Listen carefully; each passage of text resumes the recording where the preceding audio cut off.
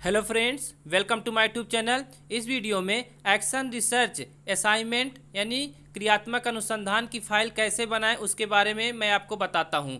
देखिए, शीर्षक है जिसका माध्यमिक स्तर पर छात्रों की हिंदी विषय के प्रति अरुचि का अध्ययन। तो आइए वीडियो को शुरू करते हैं। देखिए, पहला नंबर हेडिंग डाल देंगे परियोजना का शीर्षक, माध्यमिक स्तर पर छात्रों की हिंदी विषय में बढ़ती अरुचि का अध्ययन। ये परियोजना का शीर्षक रहा।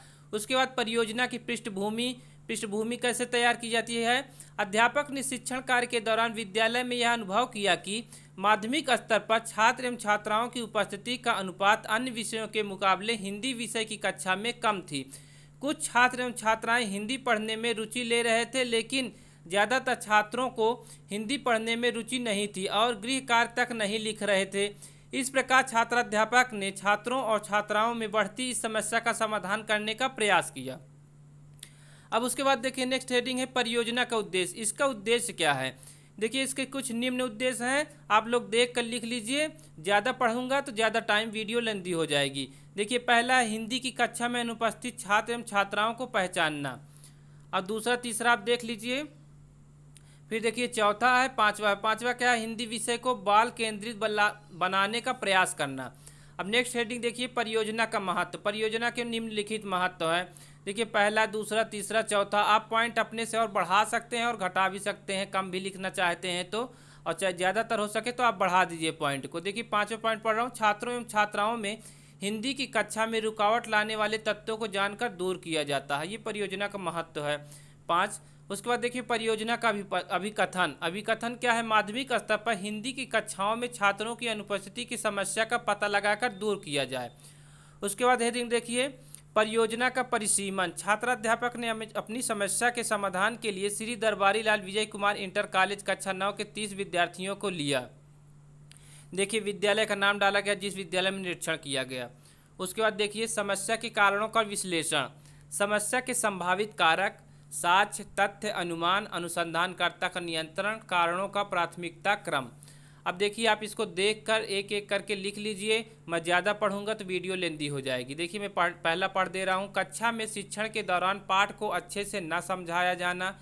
विद्यालय में अध्यापक के कार्य को देखकर पता लगाया गया। तथ्य अनुमान दोनों हो सकता है। शिक्षकों के सहयोग से नियंत्रण में, और इसका क्रम दूसरा है। आप अब इसको देखकर लिख लीजिए।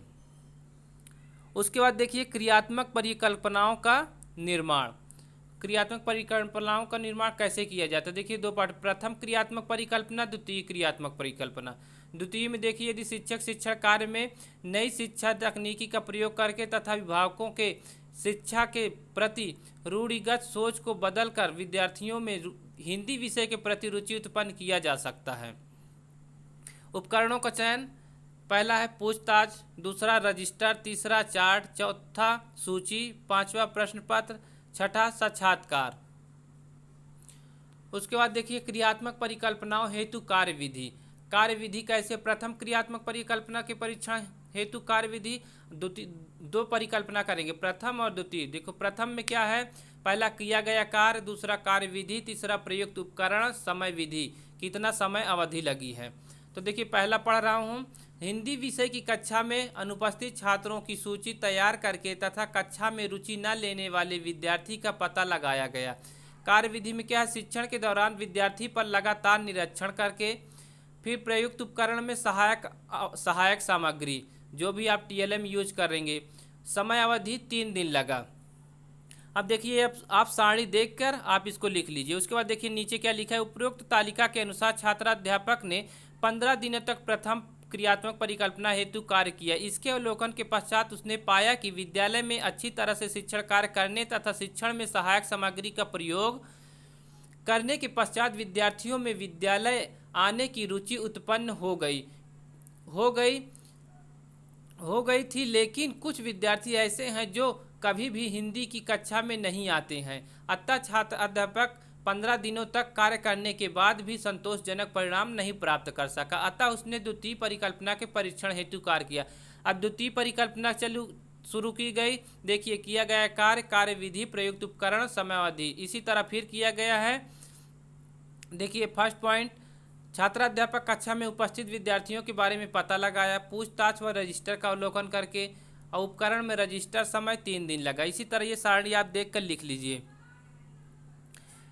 देखिए नेक्स्ट, आंकड़ों का संग्रह। छात्राध्यापक ने इस परियोजना के परिणाम को ज्ञात करने के लिए क्रमशः 2 बार रजिस्टर का अवलोकन किया, जिसमें विद्यार्थियों की अनुपस्थिति के आंकड़ों का विवरण निम्न है। क्रम संख्या 1 2 3 है। देखिए, समायोजित उपस्थिति का विवरण, उपस्थिति का प्रतिशत।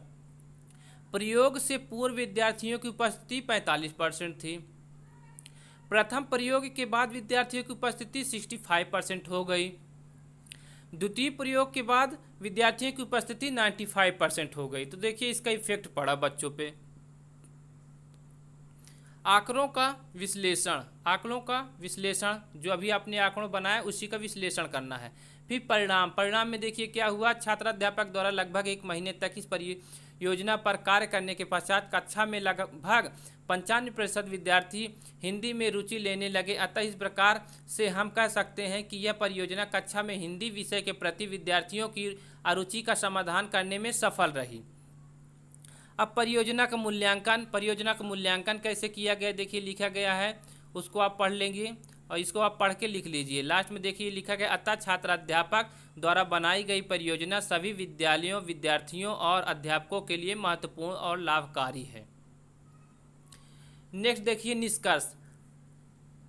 अब निष्कर्ष क्या निकला, देखिए परियोजना के उपरोक्त के आधार पर निष्कर्षतः हम कह सकते हैं कि विद्यार्थियों के पारिवारिक एवं विद्यालय संबंधी कारकों का पता लगाकर तथा शिक्षण की समय सहायक सामग्री का प्रयोग करके छात्रों में शिक्षा के प्रति रुचि उत्पन्न किया जा सकता है। अतः अध्यापकों को अपने शिक्षण कार्य के समय क्रियाकलापों को बदलकर और उन्हें हिंदी के महत्व के बारे में बताकर इस समस्या का समाधान किया जा सकता है।